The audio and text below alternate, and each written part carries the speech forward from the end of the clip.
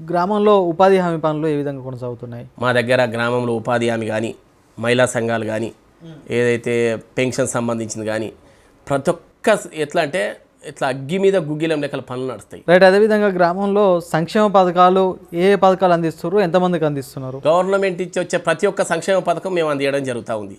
ఇందిరా ఇళ్ళకి వచ్చేసే వరకల్లా దాదాపు ఒక 20 ఇళ్ళు ఇందిరా ఇళ్ళు శాంక్షన్ కావడం జరిగింది. గత ప్రభుత్వంలో మాకు ఏదైతే బీఆర్ఎస్ ప్రభుత్వంలో దళితులకు 27 కుటుంబాలకు దళిత బంధు అందించడం జరిగింది. 27 కుటుంబాలకు కాన్సెన్స్లో భువనగిరి మండలంలో 34 గ్రామ పంచాయతీలలో 27 దళిత బంధు మా 27 కుటుంబాలకు అందించిందంటే మా తాజ్పూర్ గ్రామం ఒకటే. ఓకే. నేను కొట్లాడి తెచ్చుకున్న ఫండ్స్ నేను బదిలాడినా, సార్ నా గ్రామం మారుమూల గ్రామము, నాది డెవలప్ కావాలి, మా దళితులు వెనకబడిపోయిర్రు, మా ప్రజలంతా ఇబ్బంది పడుతుర్రు, అల్లకి అల్లోలం అవుతుంది, వాళ్ళ బతుకుదేరు గురించి చూపి అని చెప్పేసి గౌరవ మాజీ ఎమ్మెల్యే గారు పైల శేఖర్ రెడ్డి గారి ద్వారా మేము ఆ రోజు బదిలాడి తీసుకొచ్చుకొని 2,70,00,000 రూపాయలు శాంక్షన్ చేసుకొచ్చి ఈరోజు మా దళితులకు ట్రాక్టర్లు అన్ని అనేక రంగాలు అందించడం జరిగింది. ఓకే. అంటే మీరు ప్రస్తుతం బీఆర్ఎస్ పార్టీలో కొనసాగుతున్నారు. బీఆర్ఎస్ పార్టీ తరపునే గెలిచారు వాస్తవానికి, ఆ పార్టీ మద్దతుతోనే. కానీ మరి ఇప్పుడు మీ ఎమ్మెల్యే కాంగ్రెస్ పార్టీ, ప్రభుత్వం కాంగ్రెస్ పార్టీ, మీ ఎమ్మెల్యే గారి సపోర్ట్ మీకుందా? ఎమ్మెల్యే గారు సపోర్టు నేను ఇంతవరకు అయితే వర్కాన్ని కావాలని పోయి అడగలేదు. ఎందుకంటే గత ప్రభుత్వం ఉండగానే 8 కోట్ల రూపాయల వర్క్ చేయించుకున్నాం మా గ్రామంలో. అండర్ గ్రౌండ్ డ్రైనేజీలు, సీసీ రోడ్లు, ఏదైతే మన చెక్ డ్యామ్స్ 3,60,00,000 రూపాయలు పెట్టి చెక్ డ్యామ్ శాంక్షన్ చేయించినాం, సీసీ రోడ్లు పోయించినాం, అండర్ గ్రౌండ్ డ్రైనేజీలు ఓపెన్ మొత్తం అండర్ గ్రౌండ్ డ్రైనేజీలు, నీటి సమస్య, వాటర్ ఫిల్టరు, ఇవన్నీ నేను పాత ప్రభుత్వం ఉండగానే వేయించుకున్నా.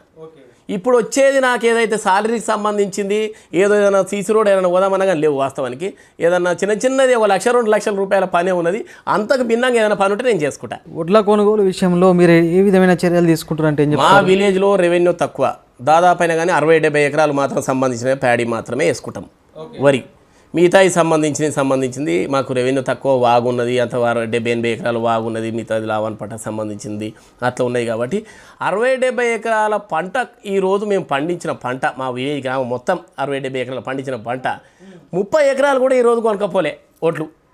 ఇంకా కల్లాలలో 10-15-20 కుప్పలు ఉన్నాయి, 3-4 లారీలు ఉన్నాయి. అలాంటిది ప్రభుత్వము ఇంతవరకు పట్టించుకోవడం లేదంటే ఎట్లా పట్టించుకుంటారు? ఒక్క పంటకి వేస్తాం రైతు 2 పంటలకు వేస్తుండే కేసీఆర్ రైతు బంధు, 3 పంటలకు వేస్తాం అన్నోళ్ళు 3 ఎకరాలు కూడా లేదు కదా ఈరోజు. రైట్. అదేవిధంగా గ్రామంలో సర్పంచ్ మీ భార్య అయితే పెత్తనం అంతా మీదే అంట, వాస్తవేనది? ఇప్పుడు సర్పంచ్ మా భార్య అయితే పెత్తనం అంతా మాదే అయింది అని అనుకో కదా. ఉదాహరణకు మా భార్య ఇదివరకు ఉప సర్పంచ్ చేసి సర్పంచ్ చేసి ఆమె ఏదో ఎడ్యుకేటెడ్ పర్సన్ ఉండి కూడా ఏదో నాన్ ఎడ్యుకేటెడ్ పర్సన్ కాదు. ఆమె డిప్లొమా క్యాండిడేటు, మనకంటే ఎక్కువ మాట్లాడగలుగుతారు మైక్ ఇస్తే. వాళ్ళు మంచిగా ప్రజలలో కూడా, నేను ప్రచారానికి పోయింది 1-2 టైమ్స్, ఆమె 4 సార్లు పోయి ఓట్ల గురించి పోయింది. ఎక్కువ సంబంధించిన వర్క్స్ ఆమెకే చేస్తారు.